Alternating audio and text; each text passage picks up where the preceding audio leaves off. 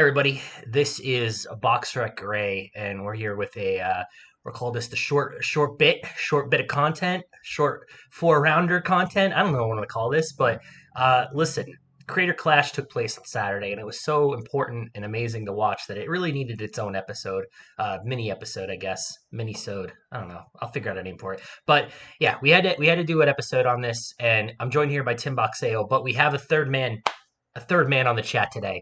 And that is somebody who was ringside. He was there sitting in the Yingling Center with a perfect seat on press row. Marquis Johns is here. How are you doing, man? Tim, Greg, thanks for having me on. No, good. It was a real fun time, guys. Thanks for having me on with this. Absolutely. So before we get your breakdown, I'm gonna ask Tim. Tim, were you able to catch the action over the weekend? Are you kidding me? Of course. I dedicate this. You're very, very. That was emphatic from you. Damn. Well, I'll take it a step further. I had the show from Ontario, Canada, on my laptop with Zhang making his heavyweight comeback from China in Canada, but I instead dedicated my big screen, which is some 60 plus inches, to the Creator Clash, my man. Nice.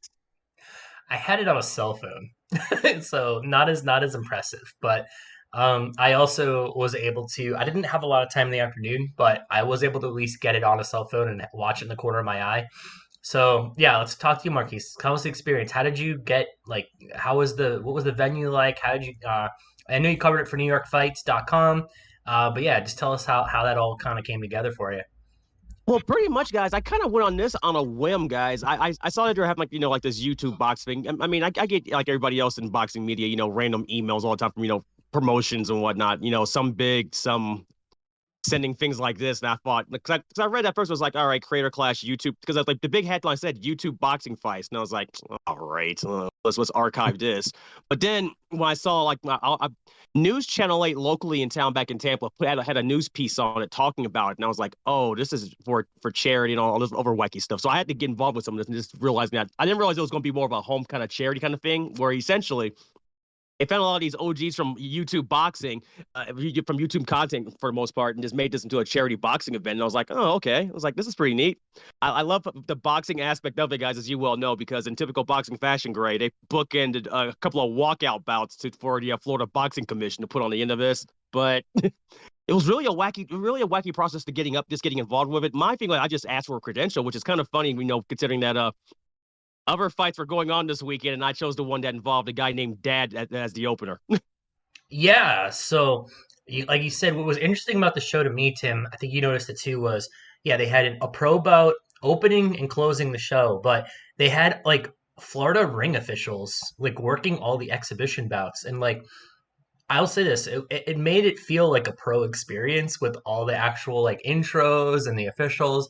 I was actually surprised at how like I don't know, serious isn't really the right word, but I was surprised at like how the commission was involved with like making sure the show like wasn't a total train wreck.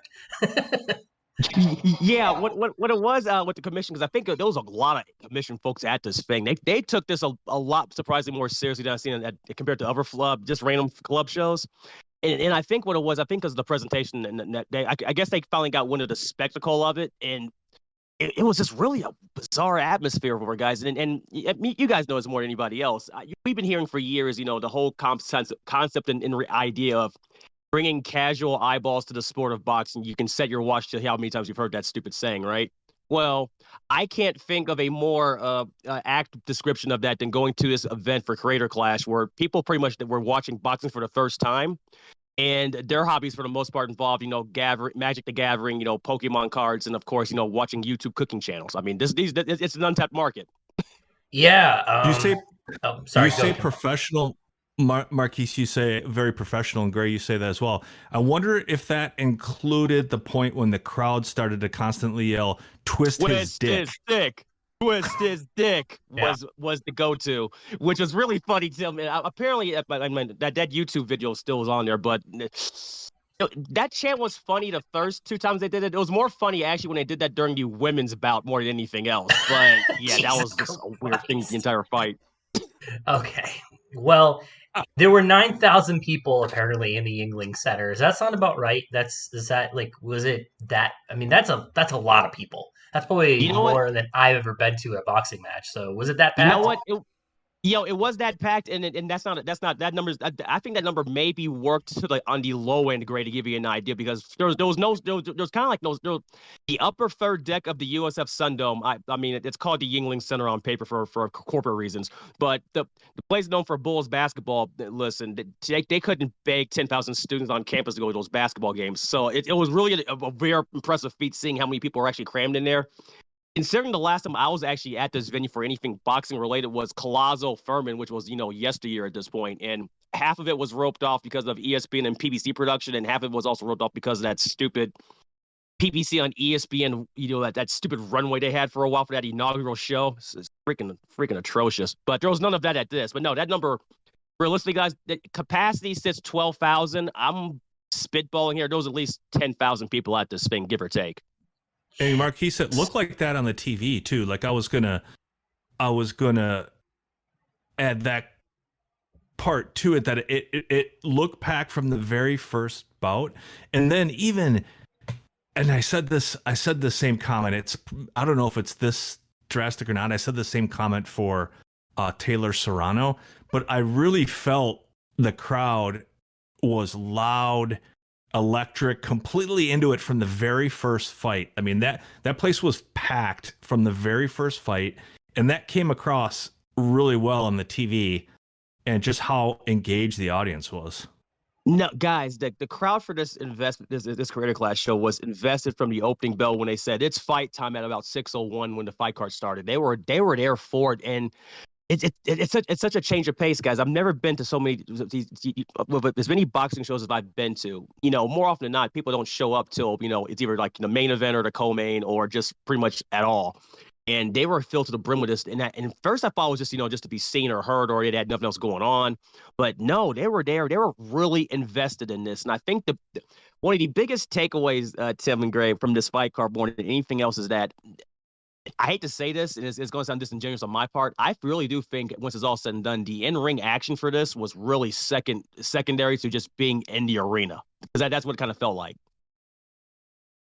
That sounds pretty fair. I mean, I was going to ask you, I think this is a good way to segue into talking about some of the specific fights here. Because, I mean, the quality of what was in the ring was not mind-blowing. But, like, the first fight I think it was the first fight of the evening, was Matt Watson against the aforementioned Dad. For those who have not seen Dad, he is I'd say a guy in his 40s rocking a very dad-like look. He wore, like, a tie around his neck coming to the ring. I saw John Morrison, the WWF wrestler, was with him, which was wild. Yes.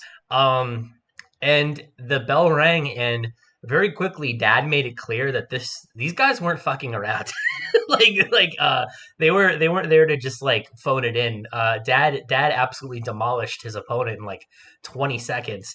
And that really made me pause and went, oh, okay. So even though this is a charity event, like they're not play fighting. They're not, sparring. Like Dad went in there and beat the crap out of this poor kid. That kind of just opened my eyes to how energetic the crowd was in the first fight. It felt like the main event. You know what? I think Dad, I mentioned, I know I think I wrote this for NY Fights, but I want to mention as well here. Dad guys blowing out Matt Watson in 22 seconds, and credit to the Florida ref that was actually in that red gray, because realistically, when he started backing up, they did this on the later fights where they kind of gave these guys a lot more shorter hooks on this stuff. They could have stopped that probably at half the time. Yeah. And that was what kind of set the tone with this thing. And by the way, Dad looked a lot like Maniac Cop. I was waiting for that description as well, which always cracks me up. But it's one of those things with that whole event with the fighters that they were fighting for these charities, these content creators and whatnot. They did take it seriously. They had a lot of training and sparring stuff, but a lot of them pretty much mentioned they had like camps per se. And it's like, oh, like I'm thinking a lot of these folks are just just going like to your local Anytime Fitness on Tuesdays and Fridays and just winging it out. No, there's a little more process and a lot more involved with a lot of these guys. So it was actually really good to see. Dad had a camp. You could tell Dad Dad was shredded too. Like he didn't have a dad bod. No dad bod. No, that dude was rocking a legit 6-pack, and I mean, his fighting style. Look, it wasn't great, but I was impressed that he knew how to throw hooks and go to the body, and that will get you somewhere in like some of the weaker commission states. I'm just saying that of all the guys on the show, I could see Dad turning pro. I think Dad could turn pro. Dad could turn pro. Personally, if I was doing scouting report, and it's kind of funny you mentioned that. If I was looking to see, all right, who actually has form around here? I thought personally, Justaminx, Gray, you'll appreciate this. I didn't realize how rangy she was because I mean, it probably showed up on TV, probably a lot better than it did from my seat ringside because I'm blind, but. She's huge, and I know she looked huge against the chick she was facing, but that was at least about it looked like from my eye at least 2 weight classes. On paper it said 1. It's like there's no way, but she had range. She kind of reminded me a little bit of every range of a fight I've seen lately. But I thought she was interesting. I didn't realize how old she was though, but I thought that was interesting. I thought also just scouting wise, if I had to pick anything. I like the fact that Dr. Mike had a solid form. It wasn't great, but he had a form.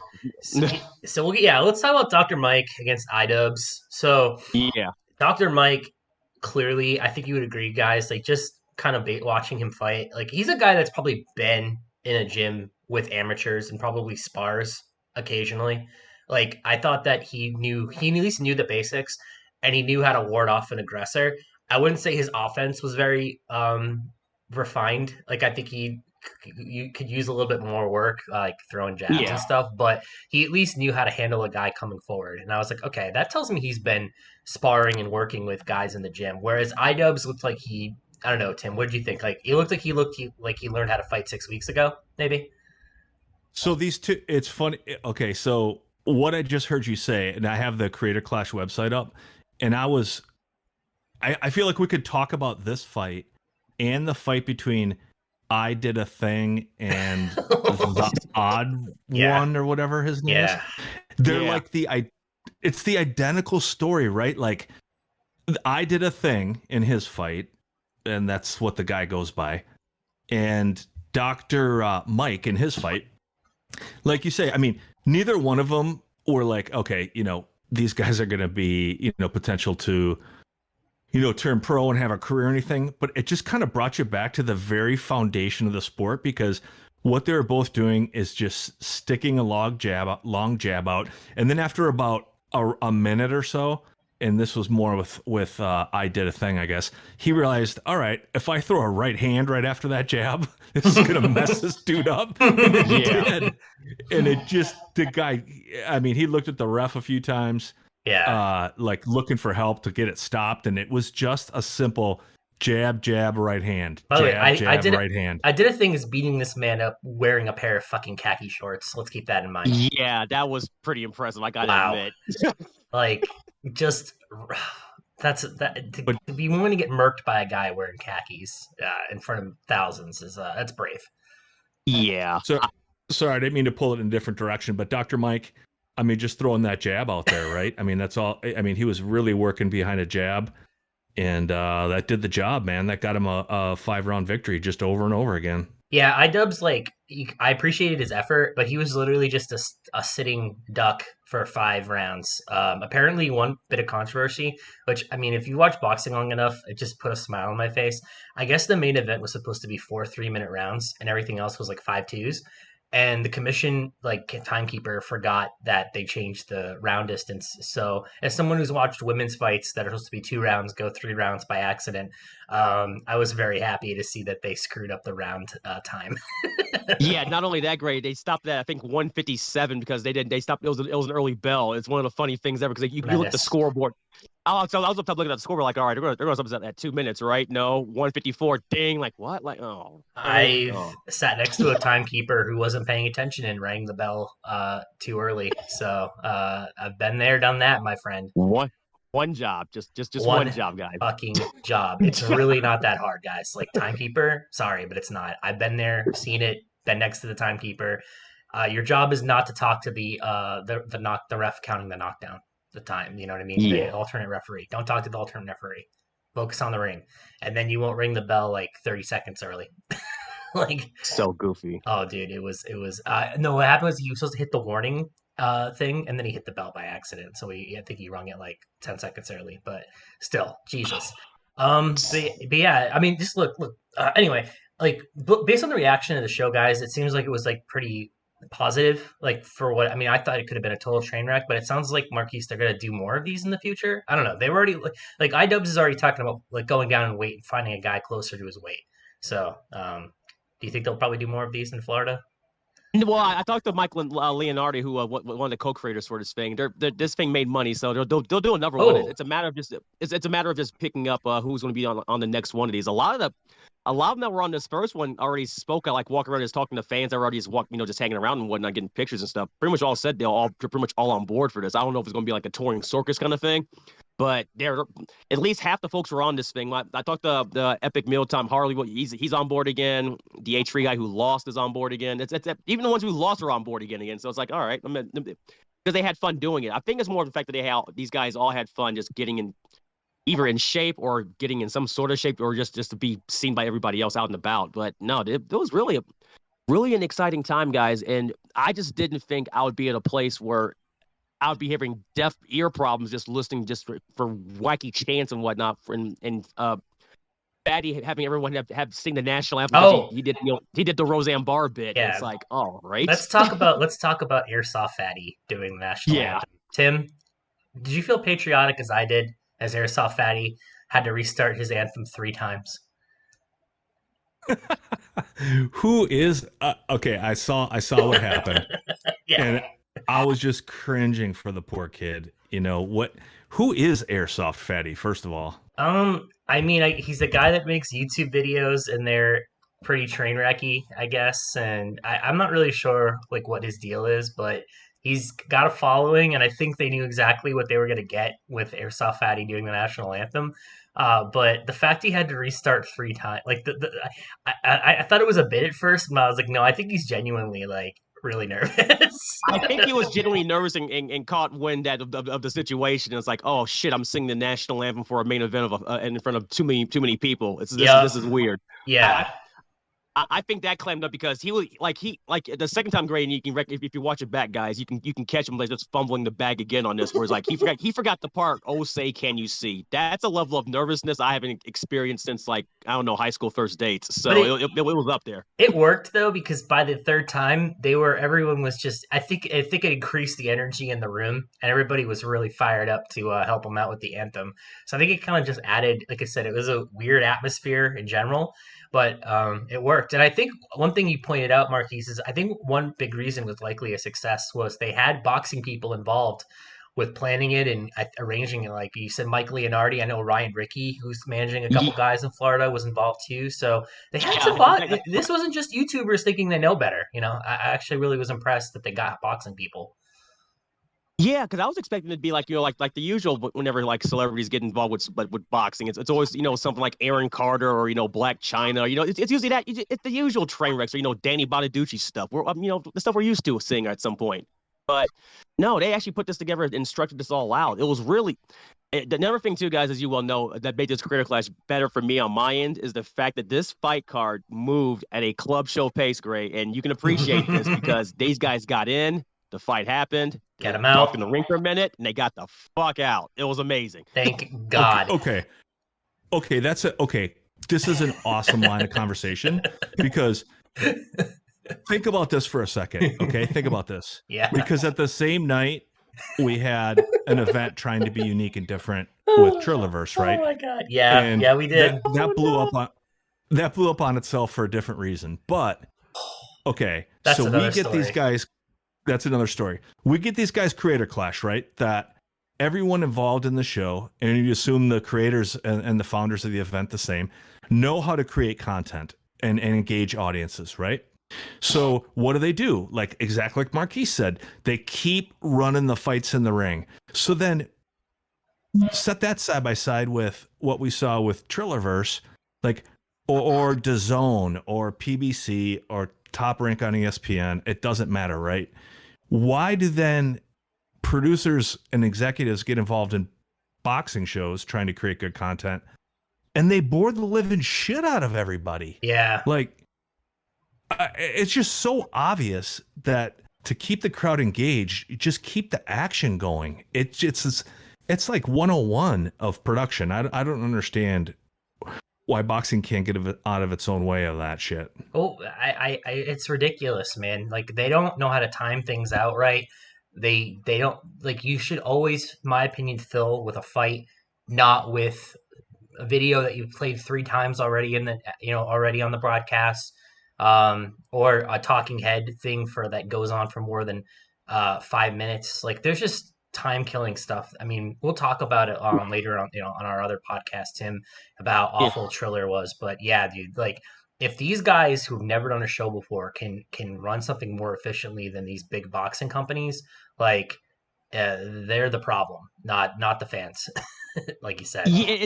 Yeah, I just think guys at the top of it with the majors, I think is at the point where they're just running really where I've been complaining for a while now. I think it's just as a whole just bad television where they can't either structure it out, or they all have the pacing of watching WWE Monday Night Raw, which is not good for anybody's health. So I have no idea whatsoever what that on that end of it. But no, it was really.